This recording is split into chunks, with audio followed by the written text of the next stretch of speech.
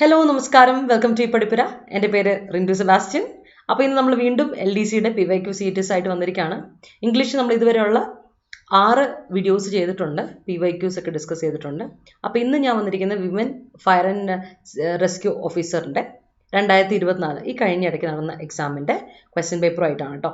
അപ്പോൾ നമുക്ക് LDC എക്സാമിന് വേണ്ടിയിട്ട് പുതിയ തരത്തിലുള്ള ക്വസ്റ്റ്യൻസ് ഇപ്പോൾ നടന്നിരിക്കുന്ന ക്വസ്റ്റ്യൻ പേപ്പറിൽ ഒക്കെ എങ്ങനെയാണ് ചോദ്യങ്ങൾ ചോദിച്ചിരിക്കുന്നത് എന്നൊക്കെ നമുക്കൊന്ന് അറിയാം. അതിനുവേണ്ടിയാണ് നമ്മൾ പ്രീവിയസ് ഇയർ ക്വസ്റ്റ്യൻസ് ഡിസ്കസ് ചെയ്യുന്നത്. അപ്പോൾ നേരത്തെ വീഡിയോസ് കാണാത്തവരെ നോക്കുക, പ്ലേലിസ്റ്റിൽ വീഡിയോസൊക്കെ അവൈലബിൾ ആണ്. അപ്പോൾ നമുക്ക് സ്റ്റാർട്ട് ചെയ്യാം കേട്ടോ. അപ്പോൾ ക്വസ്റ്റ്യൻ പേപ്പറിലെ ആദ്യത്തെ ക്വസ്റ്റ്യൻ ഇതാണ്. അനിത റെയർലി ആൻസേഴ്സ് എന്നാണ് ക്വസ്റ്റ്യൻ. നമുക്ക് ക്വസ്റ്റ്യൻ ടാഗാണ് കണ്ടുപിടിക്കേണ്ടത്. നമുക്കറിയാം ക്വസ്റ്റ്യൻ ടാഗിൻ്റെ ഒരു പ്രത്യേകത എന്താണെന്ന് വെച്ചാൽ ഇതുവരെയുള്ള ക്വസ്റ്റ്യൻ പേപ്പറിലൊക്കെ നമ്മൾ ക്വസ്റ്റ്യൻ ടാഗ് കണ്ടപ്പോൾ നമുക്കറിയാം ഇമ്പെറേറ്റീവ് സെന്റൻസ് ഒഴിച്ച് ബാക്കി എല്ലാ സ്റ്റേറ്റ്മെൻറ്റുകളും നിങ്ങൾ എടുത്ത് നോക്കിയാൽ നിങ്ങൾക്ക് മനസ്സിലാവും. സെൻറ്റൻസ് പോസിറ്റീവ് എങ്കിൽ ടാഗ് നെഗറ്റീവ് ആണ്, സെൻറ്റൻസ് നെഗറ്റീവ് എങ്കിൽ ടാഗ് പോസിറ്റീവ് ആണ്. അപ്പോൾ ഇവിടെ നമ്മളോട് പറഞ്ഞിരിക്കുന്ന അനിത റെയർലി ആൻസേഴ്സ് എന്നാണ്. അപ്പോൾ ഒട്ടും സമയം കളയണ്ട, നമുക്കിവിടെ ഒരു വാക്ക് കാണാൻ പറ്റും. ഏതാ ആ വാക്ക്? റെയർലി എന്ന വാക്കാണ് അല്ലേ? നമ്മൾ മുമ്പിൽ കൊടുത്തേക്കുന്ന വാക്ക് റെയർലി എന്ന വാക്കാണ്.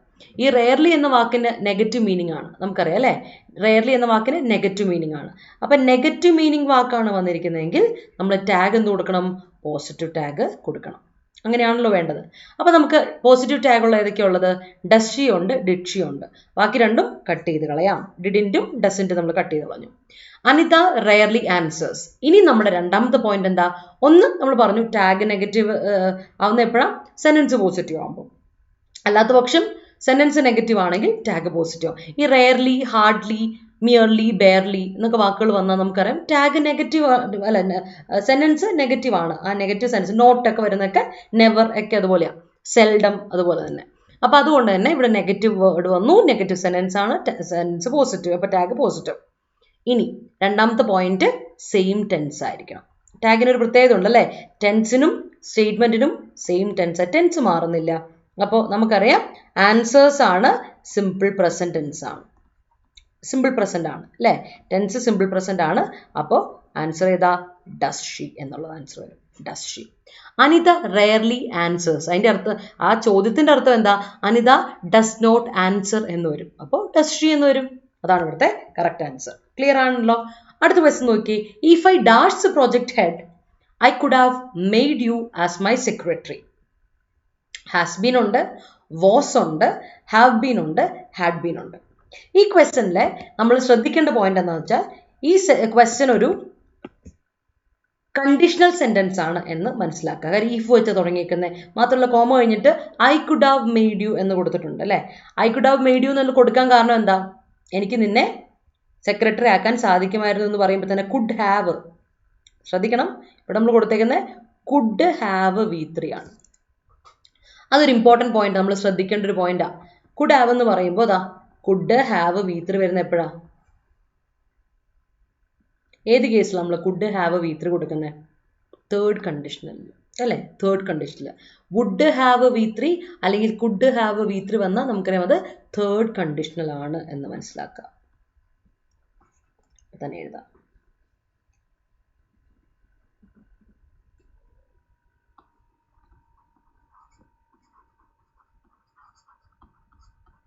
തേർഡ് കണ്ടീഷനിൽ ആകുമ്പോൾ നമുക്കറിയാം സബ്ജക്റ്റിൻ്റെ കൂടെ കുഡ് ഹാവ് V3 വരണമെങ്കിൽ പാസ്റ്റ് പെർഫെക്റ്റ് ടെൻസ് കൊടുക്കണം.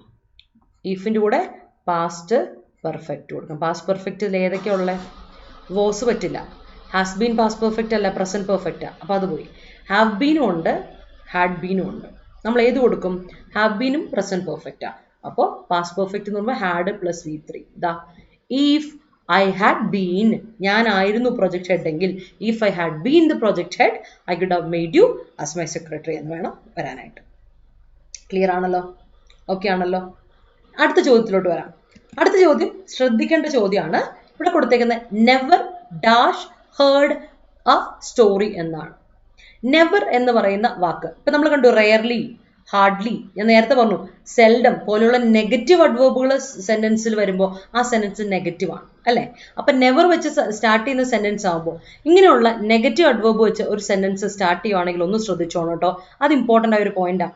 നെഗറ്റീവ് അഡ്വേർബുകൾ വെച്ചൊരു സെന്റൻസ് സ്റ്റാർട്ട് ചെയ്താൽ നെഗറ്റീവ് അഡ്വേർബ് വെച്ചൊരു സെന്റൻസ് സ്റ്റാർട്ട് ചെയ്താൽ നമ്മൾ ഈ സെന്റൻസിൽ എന്ത് മാറ്റം വരുത്തണം? പിന്നെ സബ്ജക്റ്റ് വെർബ് എന്ന രീതിയിലോട്ട് വരില്ല. അവിടെ നമ്മൾ ഇൻവേർഷൻ പാലിക്കണം. ഇൻവേർഷൻ എന്താണെന്നറിയോ? റൂൾ ഓഫ് ഇൻവേർഷൻ എന്താണെന്നറിയോ? ഏതാണോ നെഗറ്റീവ് വാക്ക് വരുന്നത് അങ്ങനെയാണെങ്കിൽ റൂൾ ഓഫ് ഇൻവേർഷൻ വരുമ്പോൾ നമുക്ക് ആദ്യം ഓക്സിലറി വെർബ് കൊടുക്കും, എന്നിട്ട് സബ്ജക്റ്റ് കൊടുക്കും, എന്നിട്ടേ മെയിൻ വെർബ് നമ്മൾ കൊടുക്കുകയുള്ളൂ. ഓൾറെഡി ഇവിടെ മെയിൻ വെർബ് കൊടുത്തിട്ടുണ്ട്. ഹേർഡ് ഇവിടെ main verb, V3 main verb കൊടുത്തിട്ടുണ്ട്. അപ്പൊ നമ്മൾ എന്ത് കൊടുക്കണം? ഓക്സിലറി വെർബ് ആദ്യം, എന്നിട്ട് സബ്ജക്റ്റ്, പിന്നെ മെയിൻ വെർബ് കൂടി ഉണ്ട്. അപ്പോൾ ഓക്സിലറി വെർബ് സബ്ജക്റ്റും കൊടുത്താൽ മതി. ഐ ഹാവ് എന്ന് കൊടുക്കാൻ പറ്റില്ല. നെവർ ഐ ഹാവ് ഹേർഡ് എന്ന് കൊടുക്കാൻ പറ്റില്ല. നെവർ ഹാവ് ബീൻ കൊടുക്കാൻ പറ്റില്ല, സബ്ജക്റ്റ് അവിടെ ഇല്ലല്ലോ. ഐ ഹാഡും കൊടുക്കാൻ പറ്റില്ല. ഏത് കൊടുക്കണം? ഇൻവേർഷൻ കൊടുക്കണം. ആദ്യം auxiliary verb, never have I heard. അപ്പോൾ ഹാവ് എന്ന ഓക്സിലറി വെർബ് ആദ്യം, ശേഷം സബ്ജക്റ്റ് ഐ, അതിനുശേഷം മെയിൻ വെർബായ ഹേർഡ് V3 ഫോം. അങ്ങനെ കൊടുക്കുമ്പോൾ നമുക്ക് പറയാം ഏത് നെഗറ്റീവ് വേർഡ് വെച്ച് സ്റ്റാർട്ട് ചെയ്താലും കേട്ടോ, negative adverb. Only negative adverb ആണ്. നെവർ അതുപോലെ നെഗറ്റീവ് അഡ്വേർബ് ആണ്. അതുപോലെയാണ് സെൽഡം, ഹാർഡ്ലി, മിയർലി, റയർലി മുതലായവ എല്ലാം നെഗറ്റീവ് അഡ്വേർബുകളാണ്. അതുപോലെ നെഗറ്റീവ് വേർഡുകളാണ്.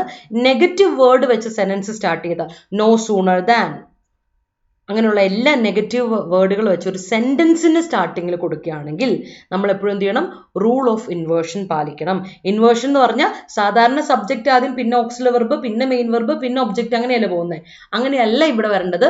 റൂൾ ഓഫ് ഇൻവേർഷൻ ആകുമ്പോൾ ഒന്ന് തല തിരിയും. എങ്ങനെ വരും? ഓക്സിലറി വെർബും സബ്ജക്റ്റും സ്ഥലം ഒന്ന് വെച്ച് മാറും. സബ്ജക്റ്റ് ആദ്യം വരേണ്ട സ്ഥാനത്ത് നിന്ന് സബ്ജക്റ്റ് ഒന്ന് മാറിക്കൊടുത്തിട്ട് ഓക്സിലറി വെർബ് ആദ്യം വരട്ടെ, എന്നിട്ട് സബ്ജക്റ്റ്, പിന്നെ മെയിൻ വെർബ്. ആ ഇൻവേർഷനെയാണ് നമ്മളിവിടെ പാലിക്കേണ്ടത്. റൂൾ ഓഫ് ഇൻവേർഷൻ എന്നാണ് ഇതിനെ പറയുന്നത് കേട്ടോ. ഒന്ന് ഓർത്ത് വെച്ചുള്ളത് ഇമ്പോർട്ടൻ്റ്. നമ്മളോട് ഇങ്ങനത്തെ ഒരു ക്വസ്റ്റ്യൻ ചോദിച്ചിട്ടുണ്ടെങ്കിൽ ഉറപ്പായിട്ടും ഇതുപോലത്തെ രീതിയിലുള്ള ക്വസ്റ്റ്യൻസ് നമുക്ക് പ്രതീക്ഷിക്കാം LDC എക്സാമിന്. ഓക്കെ, അടുത്ത ചോദ്യം നോക്കിയാൽ പാസീവ് വോയിസിലെ ചോദ്യമാണ്. നമ്മൾ പാസീവ് വോയിസ് ഒരുപാട് ഡിസ്കസ് ചെയ്തിട്ടുണ്ട് അല്ലേ? നമുക്ക് നോക്കാം പാസീവ് വോയിസിൽ. Change sentence into passive voice. അപ്പോൾ പാസീവ് വോയിസിൽ എപ്പോഴും ഞാൻ പറയുന്ന ഒരു പോയിന്റ് ഉണ്ട്. പാസീവിൽ നമ്മൾ ശ്രദ്ധിക്കേണ്ടത് എന്താണ്? ഒരു സെന്റൻസിൽ പാസീവ് ആണെങ്കിൽ നമ്മൾ എന്താ ശ്രദ്ധിക്കേണ്ടത്?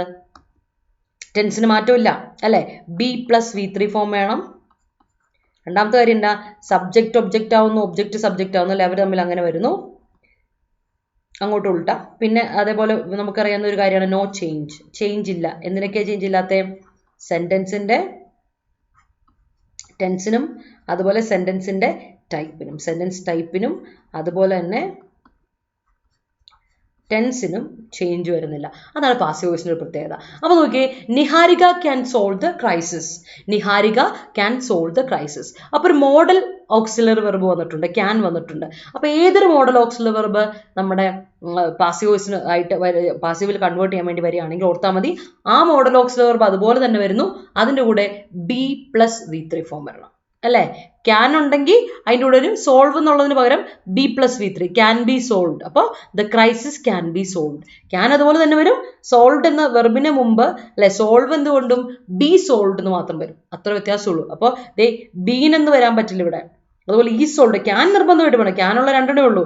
The crisis can solved by Niharika അല്ല, the crisis can be solve. ഞാൻ പറഞ്ഞേ B+V3 ഫോം നിർബന്ധമായിട്ട് വേണം. ബിയുടെ കൂടെ V3 ഫോം നിർബന്ധമായിട്ടും വരണം. ആ ക്യാൻ നമ്മൾ കളയാൻ പാടില്ല. ക്യാൻ അതുപോലെ തന്നെ വേണം, കാരണം മോഡൽ ഓക്സിലറി വെർബ് അതുപോലെ വേണം. അപ്പൊ എ ആണ് correct answer. The crisis can be solved by Niharika. Subject ഒബ്ജക്റ്റായി മാറുന്നു, ഒബ്ജക്റ്റ് സബ്ജക്റ്റായി വരുന്നു. അതുപോലെ ടെൻസിന് മാറ്റമില്ല, സെന്റൻസ് ടൈപ്പിന് മാറ്റമില്ല. അതാണ് പാസീവ് വോയിസിന്റെ പ്രത്യേകത. ഓക്കെ ആണല്ലോ? ക്ലിയർ ആണല്ലോ? അടുത്ത ചോദ്യം നോക്കാം. Every one of the players dash invited four the party. Every one of the players dash invited four the party. ഇവിടെ നമുക്കറിയാം സബ്ജക്റ്റ് വെർബ് എഗ്രിമെന്റ് ചോദിക്കുന്ന ക്വസ്റ്റ്യൻ ആണ്. എവ്രി വൺ നമുക്കറിയാം സബ്ജക്റ്റ് എവ്രി വൺ എന്നാ. എവ്രി വൺ എന്ന് പറയുന്നത് എപ്പോഴും എന്താണ്? സിംഗുലറാ. അതിലൊരു മാറ്റമില്ല അല്ലേ? സിംഗുലറാ. അതുകൊണ്ട് തന്നെ നമ്മൾ വെർബ് കൊടുക്കേണ്ടത് ഏതാ? സിംഗുലർ വെർബാണ്.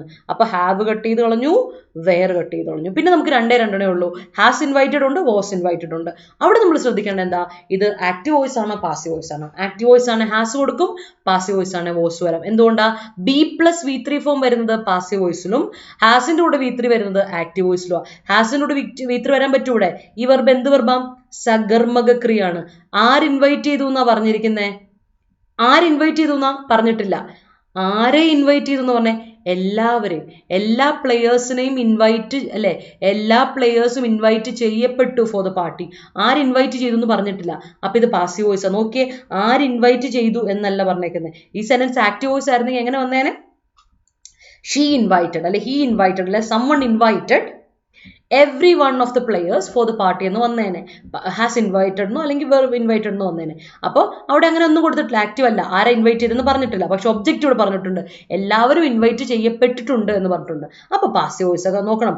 ബിയുടെ ഒരു ഫോർമുലേഷൻ ആണ് വോസ്, അതിൻ്റെ കൂടെ V3 വന്നിട്ടുണ്ട്. ഇത് കണ്ട് നമുക്ക് കണ്ടുപിടിക്കാൻ പറ്റും ഇത് പാസീവ് വോയിസ് ആണ്, അതുകൊണ്ട് വോസ് വരണം, ഹാസ് അല്ല വരണ്ടെന്ന്. ഇത് ഒരുപാട് തവണ റിപ്പീറ്റ് ചെയ്ത് വെച്ചിട്ടുണ്ടെങ്കിൽ ഹാസോ അല്ലെങ്കിൽ ഹാവോ വന്നിട്ട് വോസോ വേറോ ഇങ്ങനെ, അത് ആക്റ്റീവ് ആണോ പാസീവ് ആണോ എന്ന് കണ്ടുപിടിക്കേണ്ട ഒരു വ്യത്യാസം മാത്രമേ നമുക്ക് ഇവിടെ ഉള്ളൂ. എല്ലാ തവണയും എക്സാമിന് ചോദിക്കുന്ന ടൈപ്പ് ചോദ്യമാണ്, ഒന്ന് ശ്രദ്ധിച്ചു വെച്ചോണം കേട്ടോ. ഓക്കെ, അപ്പൊ അടുത്ത ചോദ്യത്തിലോട്ട് പോകാലോ. അത് ചോദ്യം സിമ്പിൾ ആണ്, മിസ്സ്പെൽഡ് വേർഡ് ആണ്. നോക്കിയേ, ആർക്കിടൈപ്പ് ഉണ്ട്, സബ്ജുഗേഷൻ ഉണ്ട്, പ്രൊമിസ്ക്വസ് ഉണ്ട്, പ്രോസ്ട്രേഷൻ ഉണ്ട്. നമുക്ക് ആർക്കിടൈപ്പ് ആർക്കിടൈപ്പ് സ്പെല്ലിംഗ് അനുസരിച്ച് നോക്കി. ആർക്കിടൈപ്പ് എന്ന് പറഞ്ഞാൽ ഒരു ടിപ്പിക്കൽ ആയിട്ടുള്ള ഇങ്ങനെ രീതി, ഇതേപോലത്തെ ഒരു ടിപ്പിക്കൽ എക്സാമ്പിൾ ആണെന്ന് പറയില്ലേ, ഇതേ രീതി, അതാണ് ആർക്കിടൈപ്പ് എന്ന് പറയുക. സോ ആർക്കിടൈപ്പിന്റെ സ്പെല്ലിംഗ് കറക്റ്റ്, ആർക്കിടൈപ്പ് കറക്റ്റ് ആണ്, ടൈപ്പ് അങ്ങനെ കേട്ടോ. സബ്ജുഗേഷൻ, ഒപ്രഷൻ എന്നൊക്കെ അർത്ഥം അല്ലെ, ഒരാൾ നമ്മൾ അടിച്ചമർത്തൽ, അതാണ് സബ്ജുഗേഷൻ. സബ്ജുഗേഷൻ കറക്റ്റ് ആണ് പ്രൊനൗൺസിയേഷൻ. പ്രൊമിസ്ക്വസിന്റെ സ്പെല്ലിംഗ് ഇതാണോ? പ്രൊമിസ്ക്വസിന്റെ അർത്ഥം എന്ന് പറഞ്ഞിട്ടുണ്ടെങ്കിൽ എന്താണെന്നറിയോ? പ്രൊമിസ്ക്വസ് എന്ന് ശരിക്കും പറഞ്ഞിട്ടുണ്ടെങ്കിൽ നമ്മൾ വളരെ ലൈസൻഷ്യസ് ആയിട്ടുള്ള, പ്രിറ്റൻഷ്യസ് ആയിട്ടുള്ള എന്നുള്ള അർത്ഥത്തിലൊക്കെയാണ് പറയുന്നത്. നെഗറ്റീവ് മീനിങ് വേർഡാണ്. പ്രൊമിസ്ക്വസിന്റെ സ്പെല്ലിങ്ങിന് വ്യത്യാസമുണ്ട്, ഈ അല്ല ഇവിടെ ഐ വരേണ്ടത്. അപ്പോൾ അതാണ് ഇവിടുത്തെ എറർ. അപ്പോൾ നമുക്ക് എന്ത് പറയാം? മിസ്സ്പെൽഡ് വേർഡ് പ്രൊമിസ്ക്വസ് ആണ്. പ്രോസ്ട്രേഷൻ കറക്റ്റ് ആട്ടോ, കറക്റ്റ് വേർഡ് തന്നെയാണ്. ഇനി അടുത്ത് നോക്കിയേ, he's a big cheese. Diana told me. Diana പറഞ്ഞു അയാൾ ഒരു ബിഗ് ചീസ് ആണെന്ന് പറഞ്ഞു. അപ്പോൾ ബിഗ് ചീസ് എന്ന് പറയുന്ന ഇഡിയത്തിന്റെ മീനിങ് എന്താ? അതാണ് ചോദ്യം. ബിഗ് ചീസ് ഒരു ഇഡിയമാണ്, ഇഡിയത്തിന്റെ മീനിങ് എന്താണെന്നാണ് ചോദ്യം. നോക്കാം നമുക്ക് എന്താണ് ബിഗ് ചീസ് എന്നതിന്റെ മീനിങ് നോക്കാം. സോ ഓപ്ഷനിൽ കൊടുത്തേക്കുന്നത് an energetic person, an influential person, a clever person, a silly person. Big cheese വലിയ ആളാ എന്ന് പറഞ്ഞാൽ അതിന്റെ അർത്ഥം തന്നെ ആലോചിച്ച് നോക്കിയേ. ബിഗ് എന്ന് പറയുമ്പോൾ തന്നെ വലുപ്പമുണ്ട്. എനർജറ്റിക് ആകാം, ക്ലെവർ ആകാം, സില്ലി ആകാം, സൈലന്റ് ഓർ ഇൻഫ്ലുവൻഷ്യൽ പേഴ്സൺ ആകും. ആരാണ്? പുള്ളി വലിയ പുള്ളിയാണല്ലേ, പുള്ളി വലിയ ആളാണ് എന്ന് പറഞ്ഞാൽ അതിന്റെ അർത്ഥം എന്താ? പുള്ളി വലിയ ഇമ്പോർട്ടൻ്റ് ആയ ആളാണ്, ഇൻഫ്ലുവൻഷ്യൽ പേഴ്സൺ ആണ് അല്ലെ, വളരെ സിഗ്നിഫിക്കൻ്റ് ആയ, നമ്മുടെ നാട്ടിലെ ഭയ പ്രധാനിയായ ഒരു പുള്ളിയാണെന്നൊക്കെ പറയില്ലേ, ഇമ്പോർട്ടൻ്റ് ആണ്, അല്ലെങ്കിൽ പുള്ളി ഭയങ്കര ഇൻഫ്ലുവൻഷ്യൽ ആണ് അല്ലെ, വലിയ പുള്ളിയാണെന്ന് പറയില്ലേ നമ്മുടെ നാട്ടിൽ, ഇയാൾ വലിയ പുള്ളിയാട്ടോ എന്ന് പറഞ്ഞാൽ ബിഗ് ചീസ്. അതാണ് കേട്ടോ നമ്മുടെ മലയാളത്തിൽ പറയുന്ന അതേ സാധനമാണ് ബിഗ് ചീസ്, ഓർത്ത് വെച്ചോണം. അടുത്ത നോക്കി ഫ്രേസൽ വേർബിലെ ചോദ്യം. അപ്പൊ ഇടിയും ചോദിച്ചത് ഫ്രേസൽ വേർബിലെ ചോദ്യം നോക്കൂ. The thieves planned to dash the Bank of Pune.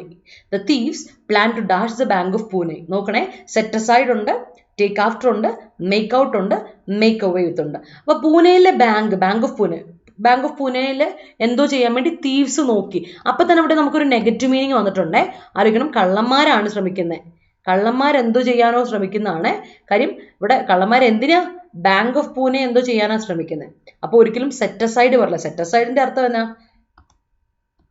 ഓർത്ത് വെക്കാം. സെറ്റ് അസൈഡിന്റെ അർത്ഥം എന്താ? സേവ് ചെയ്യാം, സേവ് ചെയ്ത് വെക്കാം, നാളത്തേക്ക് വേണ്ടി സേവ് ചെയ്യുക, കീപ്പ് ചെയ്യാന്നൊക്കെ അർത്ഥമുണ്ട്. പിന്നെ ഒരർത്ഥം ഓവർ റൂൾ ചെയ്യുക, അത് ലീഗൽ ടേമിലാണ് ഓവർ റൂൾ ചെയ്യുക എന്നുള്ള അർത്ഥം.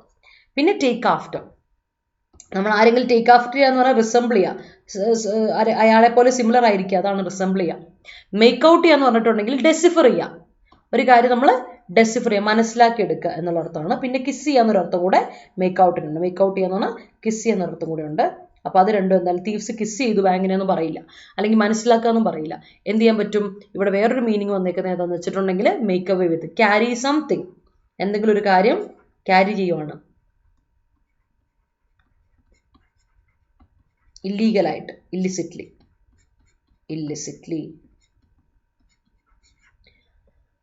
ഇല്ലീഗലായിട്ട് എന്തെങ്കിലും കാര്യം ക്യാരി ചെയ്തുകൊണ്ട് പോവാം അല്ലേ. ബാങ്കിലെ കാര്യങ്ങൾ എടുത്തുകൊണ്ട് പോകാന്ന് പറഞ്ഞിട്ടുണ്ട്, ബാങ്ക് മൊത്തത്തിൽ കവർ ചെയ്തുകൊണ്ട് കൊണ്ടുപോവുക, അതിനെയാണ് മേക്ക് അവേ വിത്ത് എന്ന് പറയാം. സോ ഇവിടുത്തെ ആൻസർ എന്താ? മേക്ക് അവേ വിത്ത്, അർത്ഥം ക്യാരി സംതിങ് ഇല്ലിസിറ്റ്ലി. ഓക്കെ, അടുത്ത നോക്കിയാലോ. അടുത്ത ക്വസ്റ്റ്യൻ നോക്കുക. She is suffering from thanatophobia. The word thanatophobia എന്ന് പറഞ്ഞാൽ എന്താ? തനാറ്റോഫോബിയ എന്ന് പറഞ്ഞാൽ എന്താണെന്നാണ് ചോദ്യം. ആലോചിച്ച് നോക്കണേ. ഇവിടെ ചോദിച്ചിരിക്കുന്ന ചോദ്യത്തിന് പ്രത്യേകത ഉണ്ടേ. നമ്മൾ മറ്റേ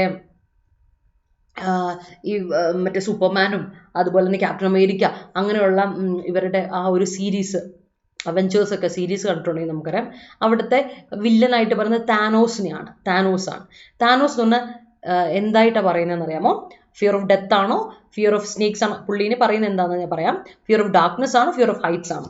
അപ്പൊ താനോസ് എന്ന് പറയുന്ന ഒരു, ഇവിടെ കണക്ഷൻ എങ്ങനെയാന്ന് വെച്ചാൽ താനോസ് എന്ന് പറഞ്ഞാൽ മരണത്തിന്റെ ദേവൻ എന്നാ പറയാ, ഡെത്ത്. കേട്ടോ. താനോസ് എന്തുമായിട്ട് ഇത് കണക്ഷൻ ഉണ്ട്? ഡെത്തുമായിട്ടാണ്. അപ്പോൾ തനാറ്റോഫോബിയ, ഫോബിയ ഫിയർ ആണല്ലോ, ഫോബിയ ഫിയറുവാ. അപ്പോൾ ഫിയർ ഓഫ് ഡെത്ത്, മരണത്തോടുള്ള നമ്മുടെ പേടിയെ നമുക്ക് എന്ത് പറയാം? തനാറ്റോഫോബിയ, തനാറ്റോഫോബിയ കേട്ടോ. താനോസ് ഡെത്തിന്റെ ദേവൻ. അപ്പോൾ നമ്മൾ പറയില്ല യമൻ എന്നൊക്കെ നമ്മുടെ നാട്ടിൽ പറയുന്ന പോലെ. അപ്പോൾ തനാറ്റോഫോബിയ എന്ന് പറഞ്ഞിട്ടുണ്ടെങ്കിൽ ഫിയർ ഓഫ് ഡെത്ത് കേട്ടോ, ഫോബിയ അല്ലേ, അതുകൊണ്ട്. അടുത്ത വാക്ക് നോക്കാം. The antonym of the word callus. Callus എന്ന വാക്കിന്റെ ആന്റണിം എന്താണെന്നാണ് ചോദിച്ചേക്കുന്നത്. കാലസ് എന്ന വാക്കിന്റെ ആന്റണിം നോക്കണേ. ഇമ്പോർട്ടൻറ്റ്, കമ്പാഷനറ്റ്, സില്ലി, സെൽഫ്ലെസ് ആണ്. അപ്പോൾ നമുക്ക് ആദ്യം അറിയേണ്ടത് മീനിങ് ആണ്. കാലസ് എന്ന് പറഞ്ഞാൽ, കാലസ് എന്ന വാക്കിന്റെ അർത്ഥം എന്നാണെന്നറിയോ? കാലസ് ഒരു നെഗറ്റീവ് മീനിങ് വാക്കാണ്. ഓക്കെ, കാലസ് എന്ന വാക്കിന് ഒരു നെഗറ്റീവ് മീനിങ് ആണ് നമ്മൾ കൊടുക്കുന്നത്. കാലസ് ഭയങ്കര കാലസ് ആയ ഒരു പേഴ്സൺ എന്ന് പറഞ്ഞിട്ടുണ്ടെങ്കിൽ വളരെ ഇൻസെൻസിറ്റീവ് ആയ ഒരു വ്യക്തി എന്ന് നമുക്ക് പറയാം. കാലസ് എന്ന് പറഞ്ഞാൽ ഇൻസെൻസിറ്റീവ്, ഒട്ടും സെൻസിറ്റീവ് അല്ലാത്ത ഒരാൾ സങ്കടപ്പെട്ടിരിക്കുമ്പോൾ നമുക്ക് പ്രത്യേകിച്ച് ഒരു ഫീലും ഇല്ല, എനിക്കതിനെപ്പറ്റി ഒരു ഫീലും ഇല്ലാത്തൊരു കാര്യം അങ്ങനെ ഉള്ള ആളാണെങ്കിൽ നമുക്ക് പറയാം ഇൻസെൻസിറ്റീവ് ആണെന്ന് പറയാം. അപ്പോൾ ഇമ്പോർട്ടൻറ്റ് ഇൻസെൻസിറ്റീവിൻ്റെ ഓപ്പോസിറ്റ് അല്ല, സില്ലി ഇൻസെൻസിറ്റീവിൻ്റെ ഓപ്പോസിറ്റ് അല്ല, സെൽഫ്ലെസ് ഇൻസെൻസിറ്റീവിൻ്റെ ഓപ്പോസിറ്റ് അല്ല, കമ്പാഷനറ്റ് ഇൻസെൻസിറ്റീവിൻ്റെ ഓപ്പോസിറ്റ് അല്ലേ? ആണ്. ഇൻസെൻസിറ്റീവ് ആള് കമ്പാഷനറ്റ്, ഒരു കമ്പാഷനറ്റ് എന്ന് പറഞ്ഞാൽ ഭയങ്കര സഹാനുഭൂതിയുള്ള ആൾ അല്ലേ. ഇൻസെൻസിറ്റീവ് അതിൻ്റെ ഓപ്പോസിറ്റ് ആണ്. അപ്പോൾ കാലസിൻ്റെ ഓപ്പോസിറ്റ് ആണ് കമ്പാഷനറ്റ് എന്ന് പറയുന്നത്. അപ്പോൾ ആന്റണിം അല്ലേ ചോദിച്ചിരിക്കുന്നത്? ആന്റണിം ചോദിച്ചാൽ നമ്മൾ കറക്റ്റ് ആന്റണിം കൊടുത്താൽ മതി. കാലസിൻ്റെ മീനിങ് ഇൻസെൻസിറ്റീവ് ആണ്, അതേസമയത്ത് കമ്പാഷനറ്റ് അതിൻ്റെ ഓപ്പോസിറ്റ്. ഓക്കെ അല്ലേ? ക്ലിയർ ആണല്ലോ?